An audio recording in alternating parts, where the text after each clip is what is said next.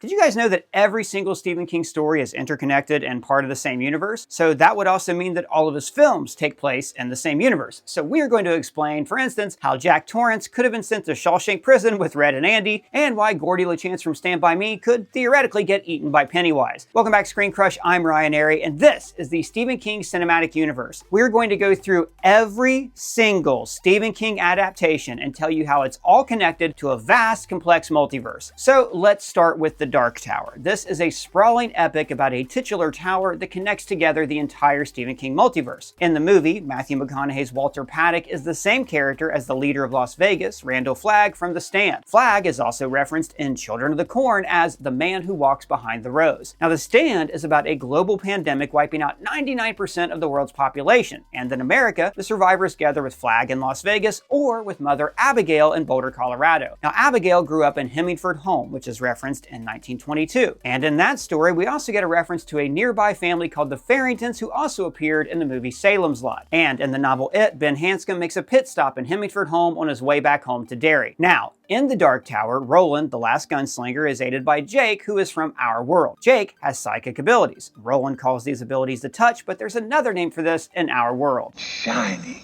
Jake also has what's called a twinner. That's a doppelganger in another dimension, and that is Bobby, the little boy from Hearts in Atlantis. That movie is about Bobby befriending an older man named Ted, who also has the version of the Shine. In the world of The Dark Tower, Ted is recruited by the forces of the Crimson King, who is basically the big bad of the entire Stephen King universe. Now, the King wants to use Ted as a breaker. That's a psychic who can help destroy one of the beams that holds the multiverse together. Instead, Ted escapes and is being pursued by the King's servants, who are called the Low Men in yellow coats. Now, these low men are also referenced by Tack in Desperation, and they hunt Dinky in Everything's Eventual. Dinky is also a breaker, just like Ted, and in the later Dark Tower books, he helps Roland free the breakers that are enslaved by the Crimson King. And in the Dark Tower Book 5, the low men are pursuing Father Callahan, who is the priest from Salem's Lot, who faces off against vampires. Now, Salem's Lot takes place in Jerusalem's Lot, which is also referenced in The Institute, and is mentioned as a home for a psychic vampire in the Shining sequel, Dr. Sleep. And by the way, we're going to keep seeing more and more connections to It in this video. For instance, in Salem's Lot, one character breaks through a vampire's hypnosis with a chant. He thrusts his fist against the post and still insists he sees the ghost. In It, Bill Denbrow uses this mantra to stop his stuttering. He thrusts his fist against the...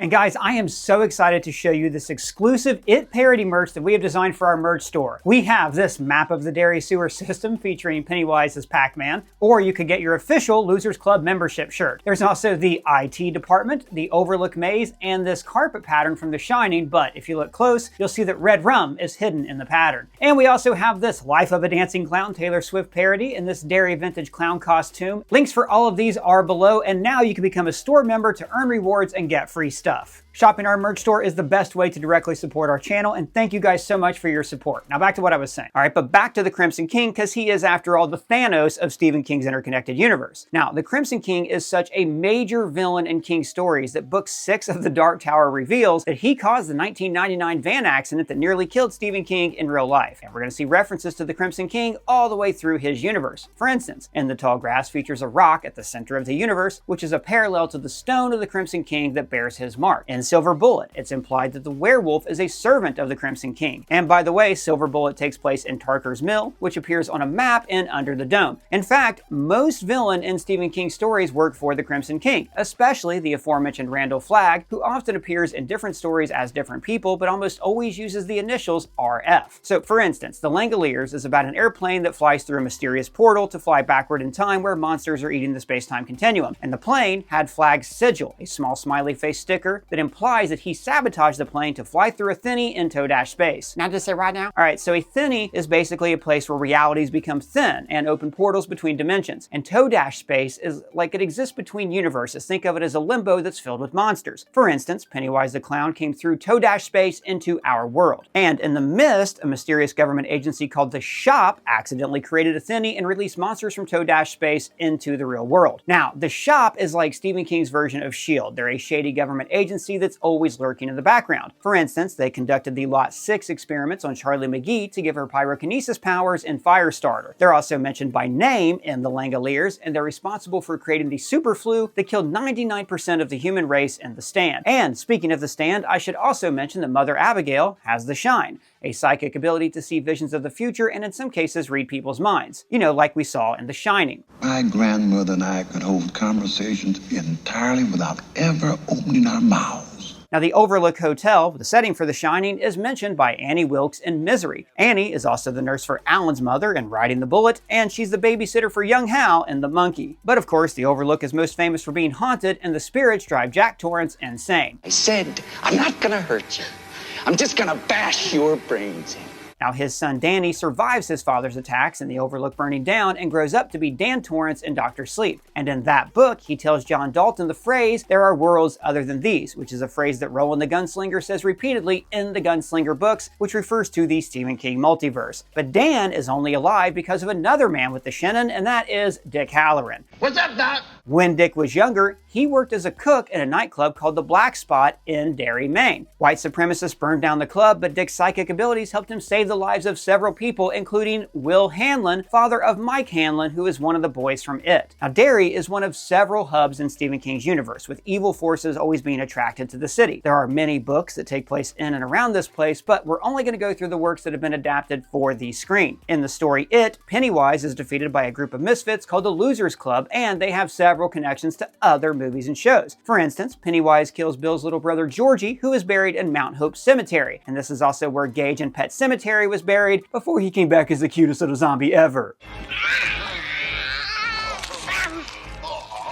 Pet Semetary takes place in a town called Ludlow, Maine, which is home of the Orinoco Truck Company that we see in Maximum Overdrive, and it's also the setting for the story in The Dark Half. But there's more connections to It. For instance, Eddie Kasparov's overbearing mother grew up next to Paul Sheldon, the novelist that Annie holds captive in Misery. And speaking of Paul Sheldon, in Desperation, Ellen Carver mentions that she is a huge fan of Sheldon's books. Another loser, Beverly Marsh, once encountered a time traveler named Jake Epping, who is a character in 11/22/1963, and he discusses her battle with Pennywise with her. And side note, that story also mentions a Texas football team from Arnett, which is the hometown of Stu Redman from The Stand. The losers are also terrorized by a bully named Henry Bowers, who was later institutionalized at the asylum called Juniper Hill. This is also where they sent Nettie Cobb from Needful Things after she killed her husband. Needful Things also takes place in Castle Rock, which has so many connections to Stephen King that there's an entire TV series set in the Stephen King multiverse that revolves around just that town. We're going to talk about Castle Rock later on. But back to Juniper Hill Asylum. This was also the home to the Space Cowboy, the villain in Gerald's Game. Now, that movie features a solar eclipse over Dark Score Lake, the same eclipse that was featured in Dolores Claiborne, who also has a psychic connection with Jessie, the heroine in Gerald's Game. Jessie hears a voice in her head that she names after her second grade teacher, Miss Petrie, which is the name of Garrity's teacher in The Long Walk. Now, both Gerald's Game and Dolores Claiborne take place at Dark Score Lake, which is also mentioned in Bag of Bones, when they say that the Micmac Indians still haunt the lake shores. Now, that Micmac tribe is also mentioned in The Cell, which contains a reference to Charlie the Choo-Choo, a train taken over by an evil spirit in the third Dark Tower book. But back to Bag of Bones. See, Mike and Joanna Noonan both live in Derry. In fact, Joe is a big fan of the novels by Bill Denbrough, one of the Losers Club. Mike Noonan is also an author, and one of his books has a character named Ray Garrity, which is also the name of one of the kids in The Long Walk, which is appropriate because Stephen King wrote that book under a pseudonym, Richard Bachman, so it's not exactly canon to the rest of his universe. Derry is also the setting for the movies Secret Window and Dreamcatcher, which directly references the ending of It. When Mr. Gray takes Jonesy to Standpipe Hill, the alien finds out that the standpipe was destroyed in the flood of 1985, and there's even a statue commemorating those lost in the storm. The flood of '85 occurred after the Losers Club finally defeated Pennywise in that year. And in It Chapter 2, Derry is also home of the homophobic bully Stephen Dubé, who is sent to Shawshank Prison. And of course, that's the setting for the best Stephen King movie, The Shawshank Redemption. Now, Shawshank appears all over Stephen King's canon. For instance, in 11/22/1963, we learned that Harry Dunning's father died in that prison. But of course, the most famous inmate there was Andy Dufresne. But before he was wrongfully convicted of a crime, he created a stock portfolio for a man named Denker, who is actually the Nazi war criminal Dusender from the Apt Pupil. Now, Shawshank is in the fictional town of Haven, Maine, where the Colorado Kid takes place, which was adapted into the show Haven. And back to Bag of Bones, we learned that the former sheriff of Castle County, George Randolph Fortman, was sent to Shawshank after killing Matty DeVore. Now, Castle County is the home of Castle Rock, a major hub in Stephen King's stories. For instance, there is is the Dead Zone, where Johnny Smith also has the touch or the shine, depending on what universe you're from. Now, Johnny tried to assassinate Jed Bartlett, who used a baby for a human shield, and then he was killed and buried next to the Marstons. That is the name of the family who previously lived in the spooky house from Salem's Lot. The Dead Zone also features Richard Dees, a reporter for a tabloid called The Inside View, which is mentioned in Bag of Bones and in Dr. Sleep when Lucy tells Abra that she doesn't want her to go on the Inside View show. Now, that reporter, Richard Dees, also appears in the Night Flyer, where he's tracking a vampire for the tabloid, and he also appears in the Tommyknockers to investigate an alien object that starts to influence the small town of Haven, which of course is the setting for the Shawshank Redemption. Now, that alien object attracts the attention of the shady government agency, the Shop. You remember them from earlier, and also the town of Derry is mentioned several times because it's just one town over from Haven. In fact, in the Tommyknockers, when Tommy Jacklin travels to Derry, he has a vision of Pennywise in the sewers. And Derry is also mentioned in Stand By Me, when the kids are talking about how the body of Ray Brower could have ended up where they found it. The dead kid, by the way, Ray Brower, is from Chamberlain, Maine, which is the same town where Carrie White grew up, making it the pig's blood capital of New England. Stand By Me primarily takes place in the aforementioned Castle Rock, which is also the town where a St. Bernard named Cujo went on a rampage after getting rabies from a bat. Cujo kills Sheriff George Bannerman, who was the law officer in Castle Rock during the Dead Zone. Afterwards, Bannerman was replaced by Alan Pangborn, who was sheriff during the Dark Half, when an author named Thad Beaumont fights off his evil persona named Stark. And in Bag of Bones, Mike Noonan mentions that Thad ended up committing suicide after he left Castle Rock. Now, that was Alan Pangborn's first big case, but his last was in the story Needful Things, where the devil opens up a pawn shop in Castle Rock and manipulates the town people into fighting one another. And in particular, the devil manipulates Ace Morrell, who is a younger man, tormented the kids in Stand By Me. Now, in Needful Things, Alan talks about the anti-gambling pins people are wearing and compares them to smiley face buttons. Smiley face buttons are very important in King's stories. I already mentioned how they are a symbol of Randall Flagg and how he applied a smiley face sticker to the wing of the plane in the Langoliers. But a smiley face is also the insignia for the serial killer in Mr. Mercedes, and in Desperation, there's a smiley face sticker on the bag of weed that gets Peter and Mary in trouble with the law. And in that same story, Billingsley tells David that it is rumored that the Tommyknockers actually caused the cave-in at a mine back in the 19th century. Also, Ellen Carver from Desperation is a big fan of the mystery novels written by Paul Sheldon from Misery. It's for the best. Eddie, please!